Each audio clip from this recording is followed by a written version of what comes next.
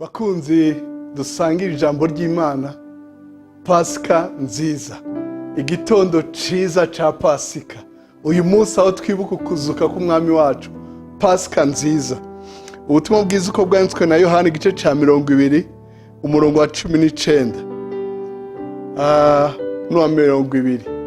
Yohana 20 igice ca 20 umurongo wa 19 n'uwa 20 handitse ngo: nuko kuri uwo munsi buhwibiriye, niwo munsi wa mbere w'iminsi indwi, inzugi zari zugaye abigishwa bari kubwo gutinya abayuda. Yesu araza abahagarara hagati arababwira ati, amahoro abe muri mwebwe.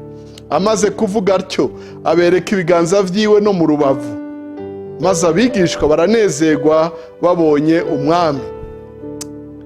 Ku murongo wa 21 Yesu yongera kubabwira ati, amahoro abe muri mwebwe, nk'uko data yantumye niko ndabatumye. Haleluya, Imana ishimwe cyane.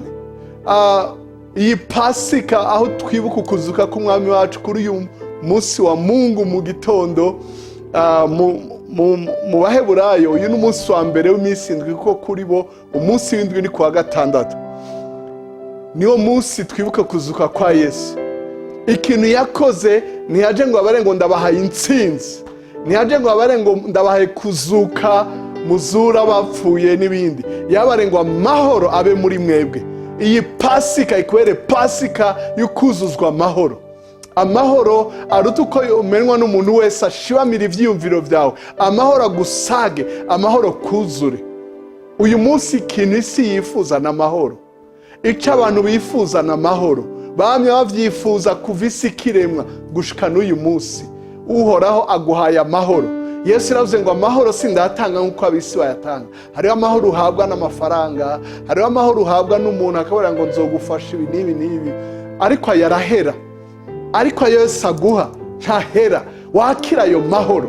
Umuntu umwe yaravuze ngo ubuntu buzoguha ivyo ukeneye vyose kuko buguhaza, ngo ariko amahoro azokuzigamira ivyo ufise. Pasika y'amahoro ikwere Pasika y'igihe c'amahoro. Amahoro iburyo n'ibubamfu, imbere n'inyuma, haruguru no hepfo, ku murango no mwijoro, aho buhwibiriye hawe mwijoro urimo amahoro, amahoro, amahoro. Amen kandi amen. Pasika nziza.